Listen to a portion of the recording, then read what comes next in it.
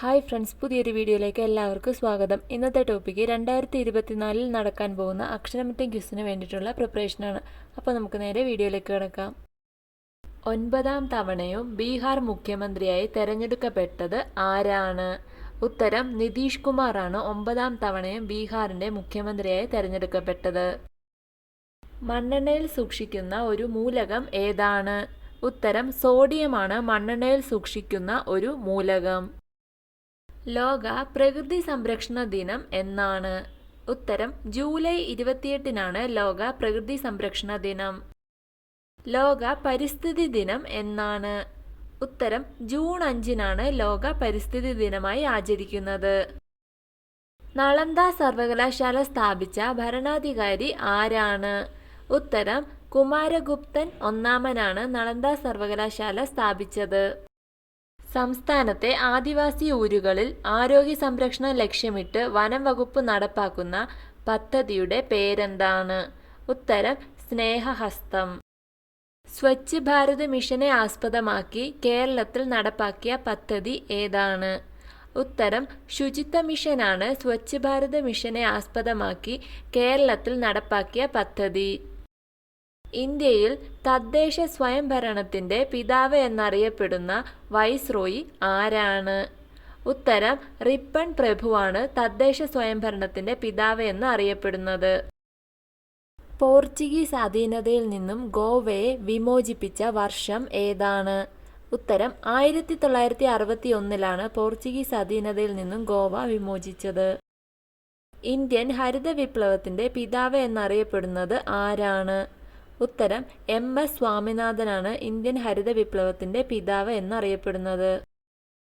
ഏറ്റവും പ്രാചീന വേദം ഏതാണ്? ഉത്തരം ഋഗ്വേദമാണ് വേദങ്ങളിൽ ഏറ്റവും പ്രാചീനം. കേരളത്തിലെ ആദ്യ വനിതാ IPS ഓഫീസർ ആരാണ്? ഉത്തരം ശ്രീലേഖയാണ് കേരളത്തിലെ ആദ്യ വനിതാ IPS ഓഫീസർ. ദക്ഷിണ കൈലാസം എന്നറിയപ്പെടുന്നത് ഏത് ക്ഷേത്രമാണ്? ഉത്തരം തൃശൂർ വടക്കുംനാഥ ക്ഷേത്രമാണ് ദക്ഷിണ കൈലാസം എന്നറിയപ്പെടുന്നത്. ഇംഗ്ലീഷ് വിദ്യാഭ്യാസം തിരുവിതാംകൂറിൽ ആരംഭിച്ചത് ആരുടെ കാലത്താണ്?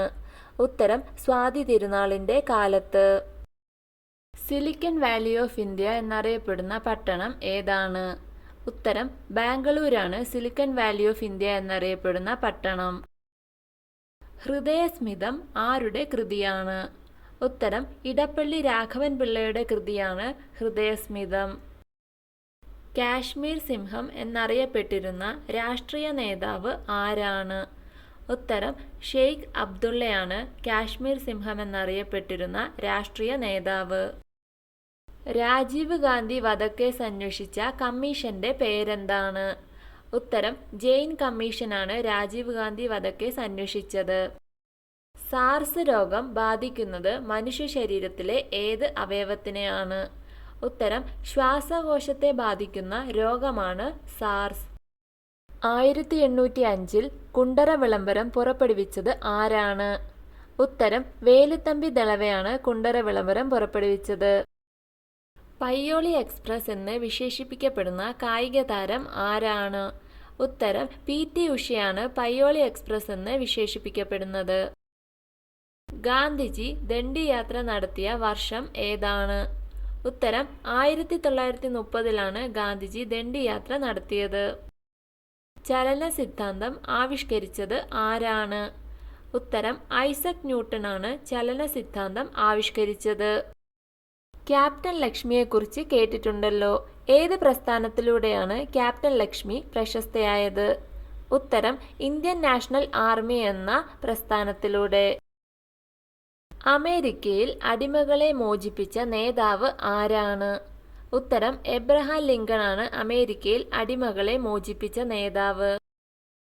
ഇന്ത്യയിൽ ആദ്യമായി സിവിൽ സർവീസ് സംവിധാനം കൊണ്ടുവന്നത് ആരാണ്? ഉത്തരം കോൺവാലിസ് പ്രഭുവാണ് ഇന്ത്യയിൽ ആദ്യമായി സിവിൽ സർവീസ് സംവിധാനം കൊണ്ടുവന്നത്. എല്ലാ വർഷവും ഡിസംബർ 10 എന്തായിട്ടാണ് ആചരിക്കുന്നത്? ഉത്തരം ഡിസംബർ 10-ആണ് മനുഷ്യാവകാശ ദിനം.